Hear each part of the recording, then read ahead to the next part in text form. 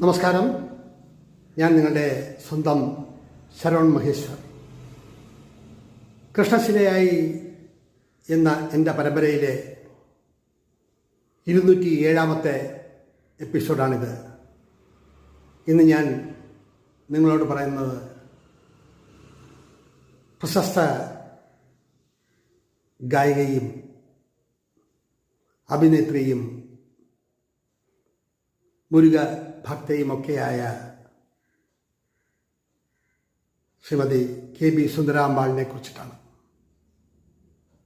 ഒരൊറ്റ തവണയെ കണ്ടിട്ടുള്ളൂ.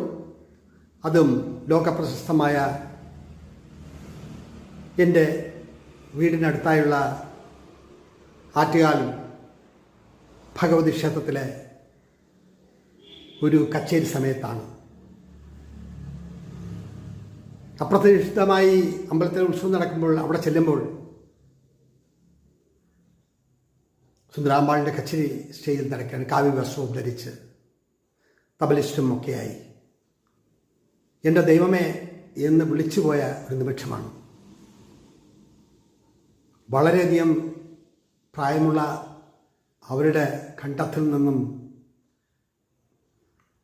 ഒഴുകി വരുന്ന നാദധാര.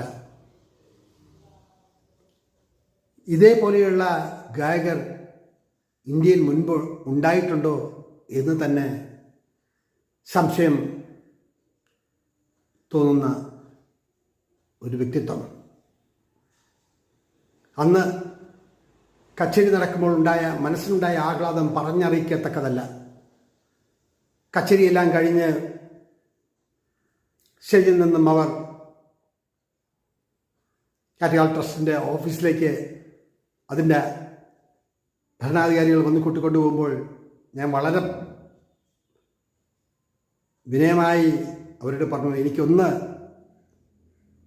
സംസാരിക്കണം, ഒരു 2 മിനിറ്റെങ്കിലും എനിക്കൊന്ന് സംസാരിക്കണം. അമ്മ പാടിക്കഴിഞ്ഞല്ലേ ഉള്ളൂ, നിങ്ങൾ വെയിറ്റ് ചെയ്യൂ. അങ്ങനെ എൻ്റെ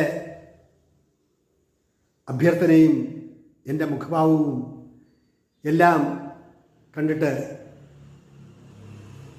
സ്റ്റേജിൽ നിന്നും പുറകിലേക്ക് പോകുമ്പോൾ വരൂ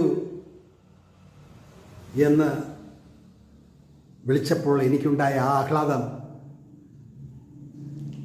പറഞ്ഞറിയിക്കാവതല്ല.